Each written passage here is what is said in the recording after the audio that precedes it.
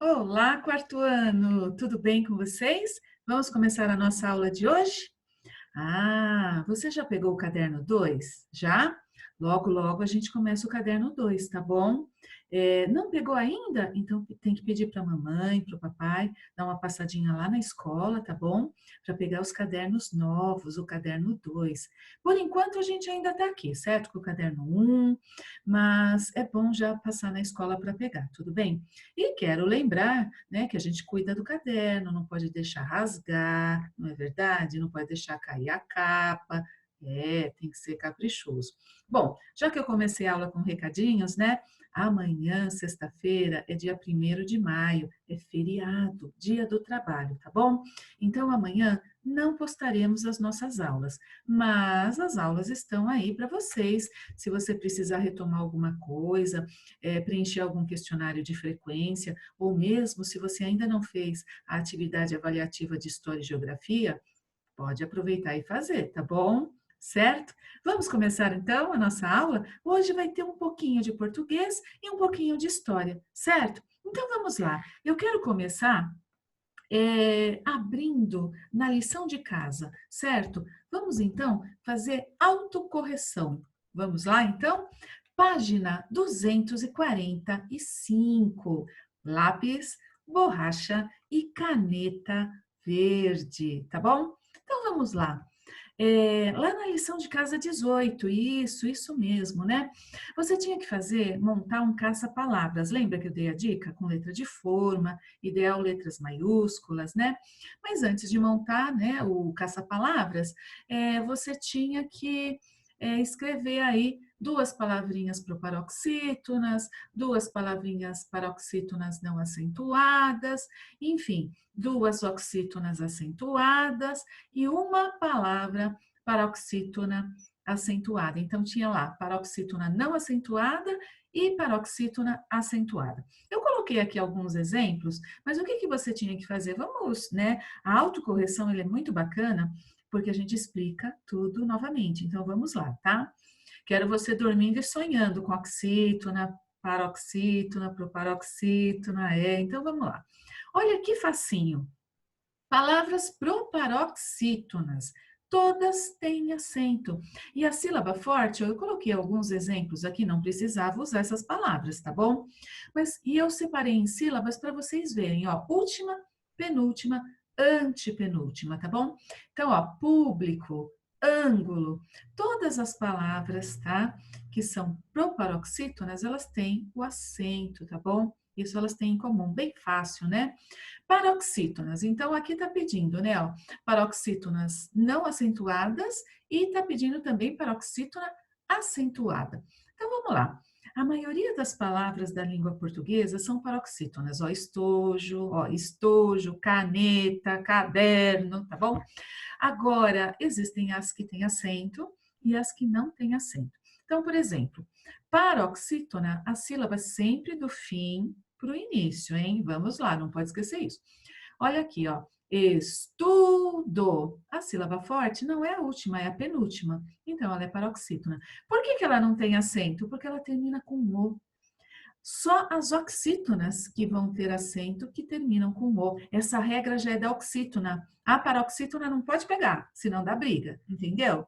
É mais ou menos assim, é meu, certo? A regra é minha, então a outra não pode pegar. Então vamos lá.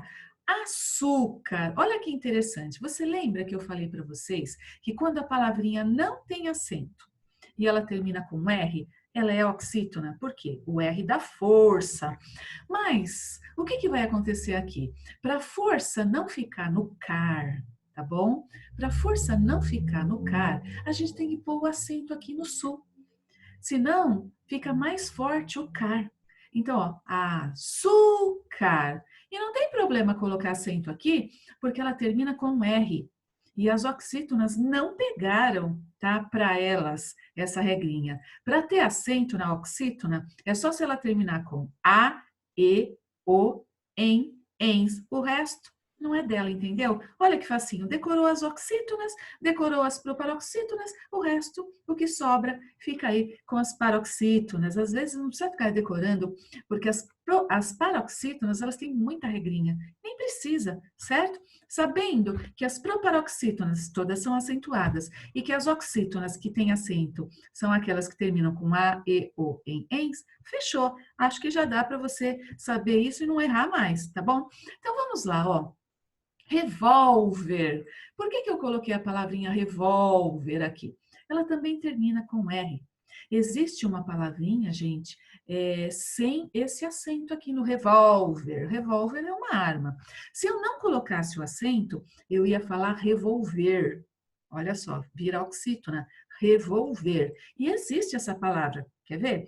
Eu vou preparar a terra, né? Primeiro eu vou revolver a terra, ou seja, né?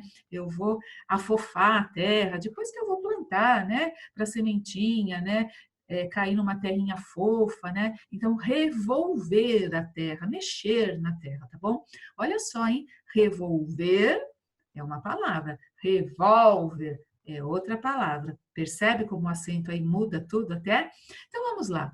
E eu coloquei um exemplo aqui, café e cipó. Coloquei duas oxítonas acentuadas. Sabe por quê que eu coloquei? Porque eu queria que você entendesse, ó, que eu coloquei o E e o O, certo? Porque oxítonas com acento A, E, O, em, ens. É isso que eu gostaria que você guardasse. Aí você escolheu as suas palavrinhas, você colocou aqui, depois você foi colocando letrinhas soltas, não é verdade? Bom, aí você deu aí para alguém da sua família pintar, achar, e espero que ele tenha caprichado, porque tá valendo coração hoje para a mamãe, né, para o papai. Então espero que, ó, eles tenham aí participado da sua lição, tá bom? Hoje a lição foi meio em família, né? Que legal, fico muito feliz com isso, certo? Bom, acho que não ficou dúvida aqui. Na lição de casa 19, tinha uma bisazinha, que coisa fofa, né, gente? Uma bisavó.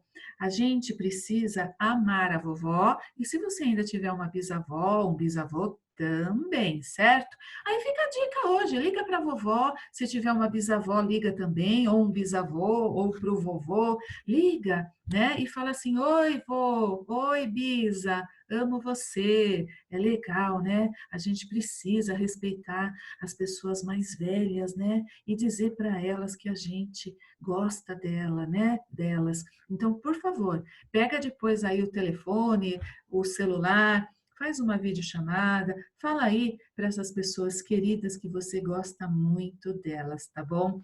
Muito bem. Tinha então um poema do Pedro Bandeira muito legal, né? Ó, um diálogo, né? Minha avózinha tão franzidinha, quem te secou? Aí ela responde: foi o vento, meu netinho, foi o vento que ventou. Nossa, que bonito, né, gente? Poesia é muito bacana. Espero que vocês estejam gostando, né? Afinal, vocês são meus poetas e minhas poetisas, né? Então, estou acreditando aqui que você está gostando de brincar com as palavras, certo? Muito bem, aí continua. E o seu cabelinho assim, tão branquinho, quem branqueou? Foi a vida, meu netinho, foi a vida que durou. E as suas mãos, bisazinha, tão arqueadas, quem enrugou? O trabalho, meu netinho, o trabalho que ocupou. E a sua vidinha tão compridinha, quem foi que levou? Foi o tempo, meu netinho, foi o tempo que passou. Que bonito, né? Bom, aí a gente tinha que responder as perguntinhas, certo? Claro que tinha que ler novamente o poema. Deixa eu explicar uma coisa para vocês. Para a gente saber as respostas, a gente tem que voltar no texto, voltar no poema, ler várias vezes. Essa é a intenção, certo? Então vamos lá. Quem está falando no texto? Quem está falando no texto? O garotinho e a Bisa, né? Respostinha A. Põe um certinho de verde, tá bom? Errou? Põe um CG, para você lembrar que você corrigiu, tá bom? Então vamos lá. O título do texto é Bisazinha. Qual foi a intenção do poeta ao utilizar a palavra bisavó no diminutivo, gente? Demonstrar ternura, carinho, né? Quando a gente usa a palavra no diminutivo, a gente pode aí tá passando uma mensagem de carinho, certo? Mas cuidado, nem sempre é assim. Eu posso falar assim: tira a sua mãozinha daí, é perigoso. Falei com carinho. Agora, se eu falar assim, quer ver? Ai, aquele doutorzinho. Então, aí eu já, né, menosprezei aí o título, o diploma de um doutor, se eu o chamar de doutorzinho. Então, às vezes, não é sempre que no diminutivo a gente está sendo carinhoso, tá bom? Muito bem, 3. Após a leitura do poema, podemos entender que os ensinamentos que os mais velhos têm para transmitir aos mais novos são valiosos, né?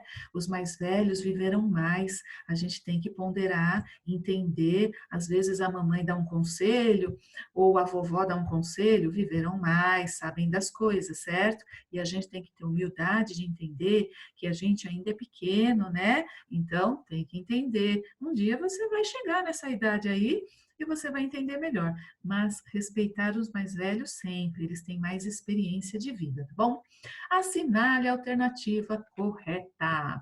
Então vamos lá, o poema tem 8 estrofes, estrofe conjuntinho de versos, né? Com números diferentes de versos em cada uma delas, tá? Você deve ter reparado aí.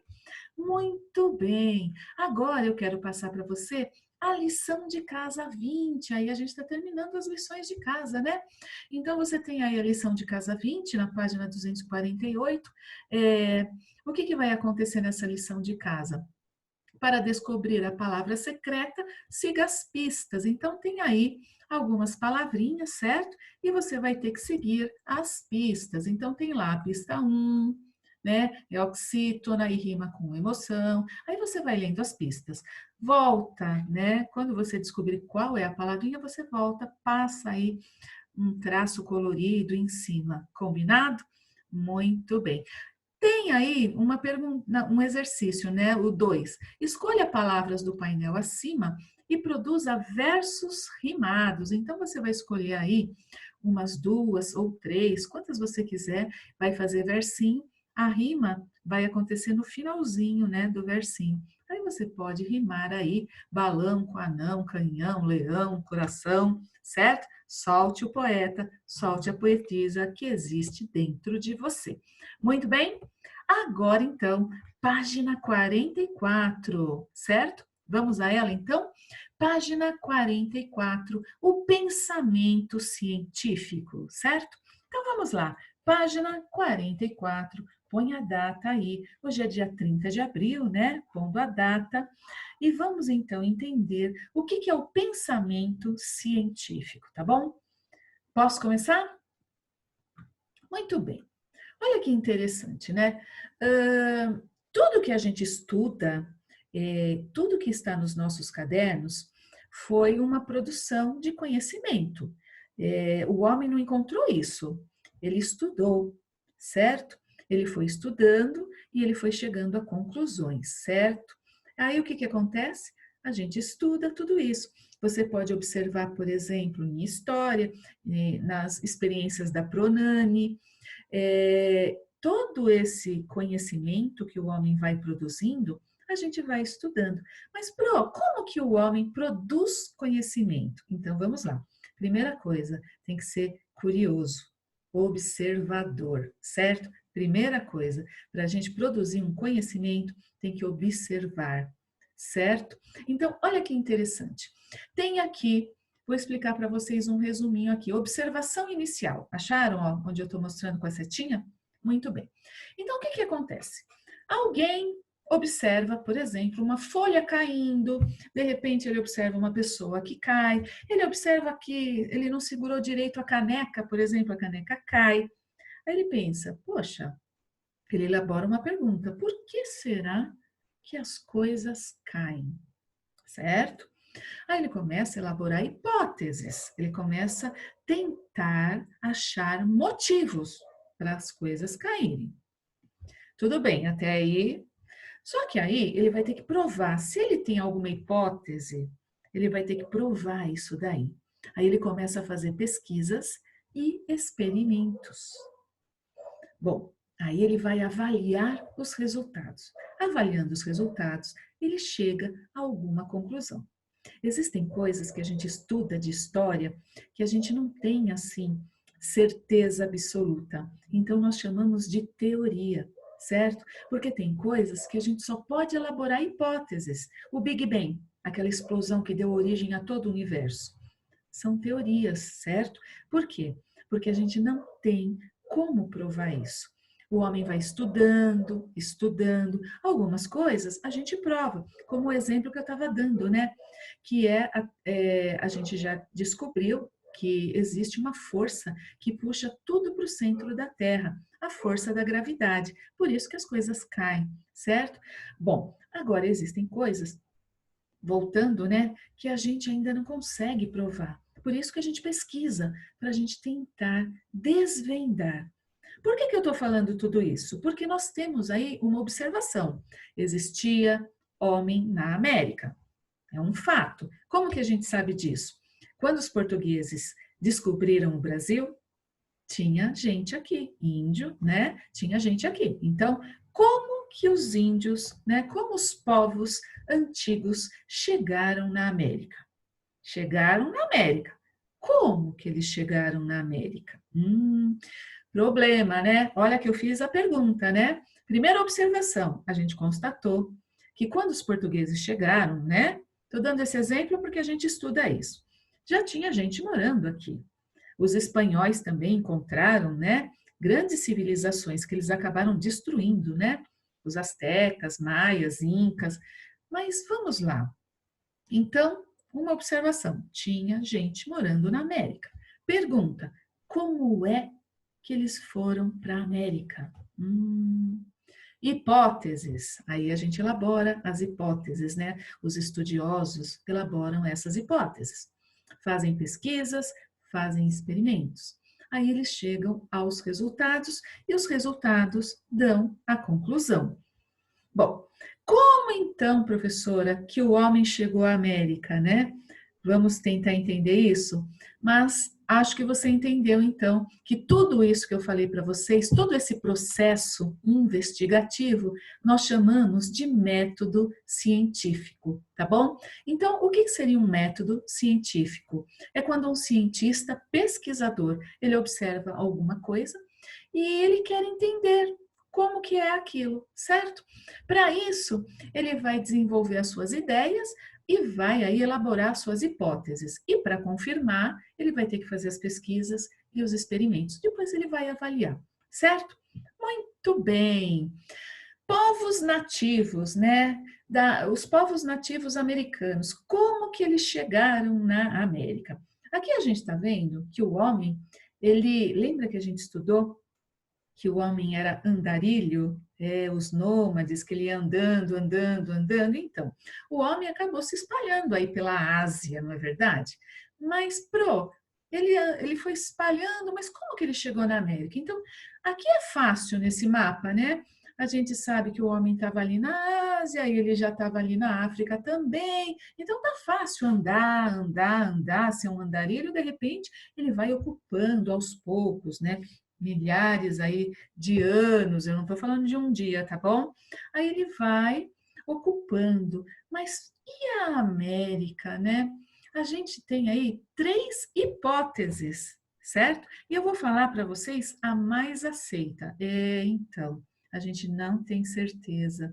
Que coisa, né? Por isso que ainda há estudos, né? Para a gente ir descobrindo. Quanto mais a nossa tecnologia avança, mais perto das respostas, né? A gente vai chegando mais perto do que realmente aconteceu. Mas então vamos lá, Pro. Como que aconteceu então do homem chegar à América? Então vamos lá. Três hipóteses. A mais aceita, tá bom? É que o homem chegou aqui, ó, à América, pelo Estreito de Bering. Aqui, gente, é o finalzinho da Ásia e o comecinho da América, onde fica o Alasca. Aqui, no inverno, né, muito e muitos anos atrás, né, milhares de anos atrás, a temperatura da Terra era mais baixa também, acredita-se que essa parte congelava. E o homem acabou passando, migrando, né, indo para cá. Estudos mostram que o homem demorou, gente, 1000 anos para descer até a América do Sul. Ó, daqui para cá, ele demorou uns 1000 anos, né? Que coisa, né?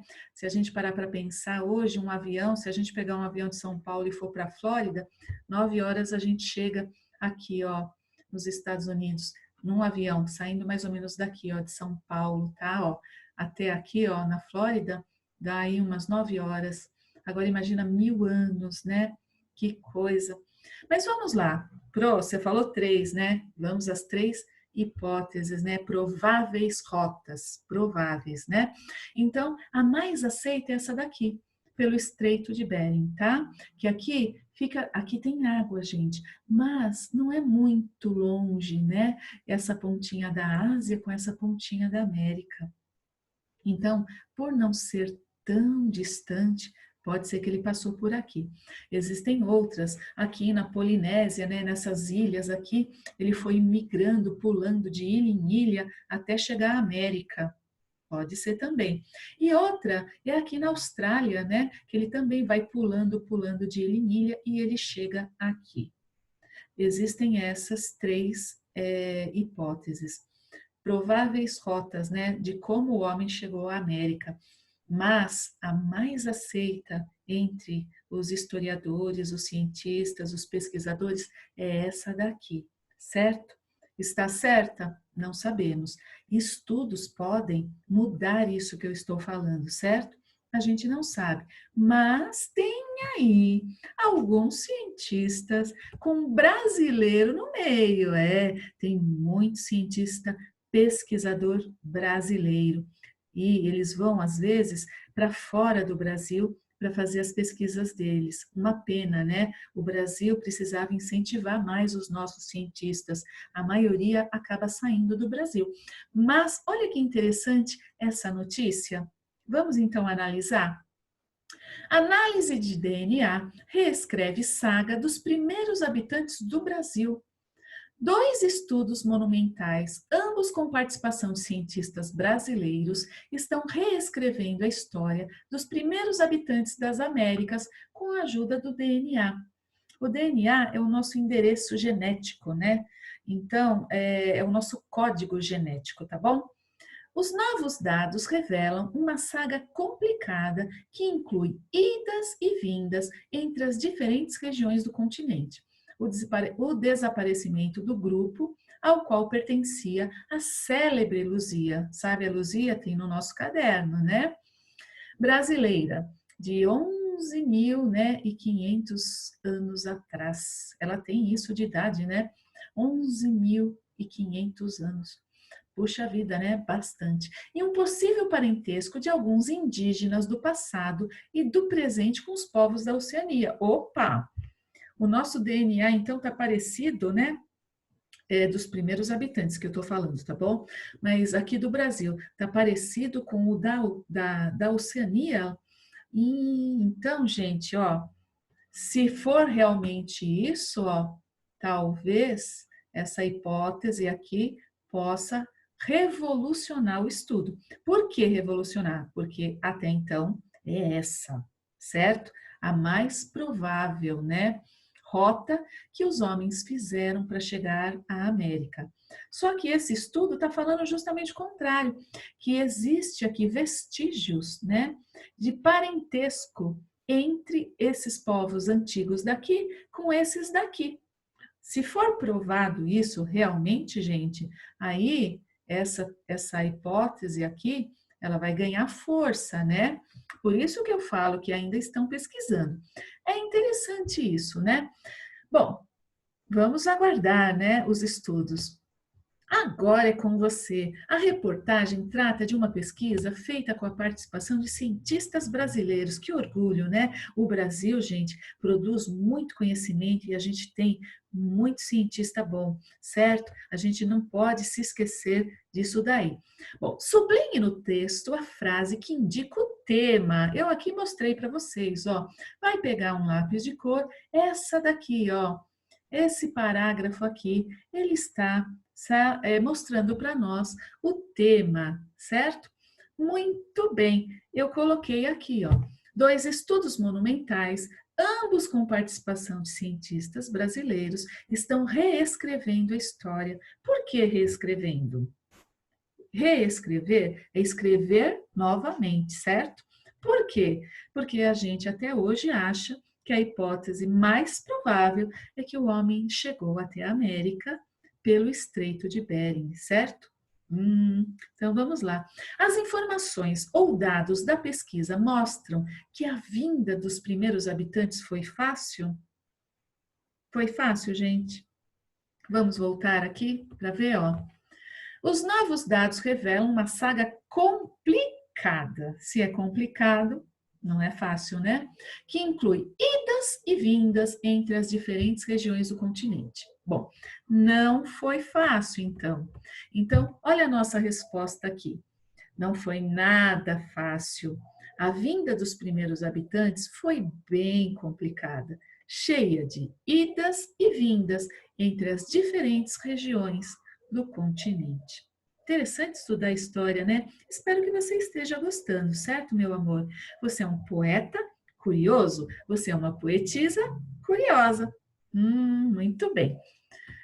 Segundo a pesquisa, alguns dos nossos antepassados e dos indígenas atuais têm parentesco com povos de outra região. Você lembra qual é? Mostrei para você. Lembra? Vamos voltar então aqui? Não tem problema, a gente volta, certo? É possível, ó, e um possível, aqui, ó, achou minha setinha? E um possível parentesco de alguns indígenas do passado, certo? Do passado e do presente com povos da Oceania. Nós temos aqui então talvez um parentesco. Muito bem, gente. Então vamos lá? Qual é a resposta? Segundo a pesquisa, alguns dos nossos antepassados e dos indígenas atuais têm parentesco com povos de outra região. Qual é? Muito bem, prestou atenção. Segundo a pesquisa, eles teriam parentesco com os povos da Oceania. Oceania com letra inicial maiúscula, porque é? Não ouvi? Mais uma vez? Substantivo próprio, muito bem. Em sua opinião, as pesquisas científicas ajudam a conhecermos melhor o nosso passado? Essas pesquisas, né, que se faz, ajuda a gente a entender melhor o passado? Eu quero agora que você dê a sua opinião e explique, tá bom? Explica por que você acha que essas pesquisas ajudam, certo? Muito bem. Lembrando que estudar história é muito bom, porque a gente precisa conhecer o nosso passado para entender o nosso presente e, de repente, se for o caso, mudar o nosso futuro. Ter uma história é muito importante, certo? E por falar em ter história, você tem a sua. Nós temos a nossa história individual, existe a história do Brasil. E que tal você perguntar hoje para sua mãe, para o seu pai, por que eles deram esse nome para vocês? Começa sabendo o motivo do seu nome. Você sabe por que você se chama Ana, por exemplo? Sabe? Você sabe por que você se chama Tiago? Não? Então pergunta para a mamãe, certo? Eu vou contar para vocês rapidinho. Eu me chamo Márcia porque a minha mãe tinha uma boneca e o meu irmão, eu tenho um irmão mais velho, ele gostava, ele era muito pequenininho, ele gostava daquela boneca. E do nada ele começou a chamar a boneca de Márcia. Aí, quando a minha mãe explicou para ele que ele ia ter uma irmãzinha, ele falou assim: Ah, vamos ter uma Márcia de verdade. Aí a minha mãe ficou tão emocionada com isso que ela resolveu colocar o meu nome de Márcia, porque meu irmão achava a boneca chamava Márcia e ele queria ter uma boneca de verdade, né? É isso aí. É legal a gente saber a nossa história também. Agora imagine a história do homem, né? A história do nosso país, a história do mundo, não é verdade? É muito importante e é muito legal a gente estudar, certo? Conhecimento nunca ninguém vai tirar da gente. Estudar nunca foi castigo. Estudar, pelo contrário, gente, é privilégio e de poucos. Tem gente que chora porque não tem uma escola, às vezes no interior do Brasil não consegue ir para uma escola, ou quando vai, não tem uma escola de qualidade, não é verdade? Então não reclame do estudo. O estudo é um privilégio, tá bom? Muito bem, meus amores. Sua criação. Agora eu estou lá na página 48. Nesta unidade, você leu várias reportagens sobre os temas que foram estudados. No nosso caderno 1, muitas reportagens. A gente viu, né, sobre o museu, né, no Rio de Janeiro que pegou fogo, sobre a Lucy. E, gente, tem tanta reportagem ali. O que que você vai fazer? Tá? Você vai pegar um assunto interessante que você gostou do nosso caderno de história. Você vai fazer uma pesquisinha, pode ser no próprio caderno mesmo. Se quiser olhar na internet, está valendo também. Mas o próprio caderno já vai ter informações para você fazer uma notícia, certo? Procure aí fazer uma notícia com uma manchete, tá bom? Escreva um texto como se fosse uma reportagem. Crie um título, selecione as informações mais importantes e escreva o texto. Combinado? Eu vou dar uma dica aqui, por exemplo. Uma reportagem, a minha manchete. Lucy tinha o tamanho de uma criancinha. Que coisa, né? A Lucy tinha o tamanho de uma criança de 4 anos, mas ela era adulta. Nossa, coisas interessantes, né? Então, tem aí vários assuntos, várias reportagens bem bacanas aí. Então, agora você tenta fazer aí uma redaçãozinha descrevendo e contando aí algo que você achou muito interessante no nosso caderno, tá bom? Aponta o lápis, fazendo parágrafo, aqui tem que ter parágrafo, parágrafos alinhados, do mesmo tamanho, tá bom? Muito bem, meus amores. Se ficou alguma dúvida, escreva para nós, Nani e Márcia, professoras Gmail, né, @gmail.com. Um super beijo para vocês, meus amores. Tenham aí um excelente feriadinho e até terça-feira, né? Desculpa porque segunda eu não dou aula para vocês. Até terça-feira, certo? Meus amores, beijo, fiquem com Deus. Tchau, tchau.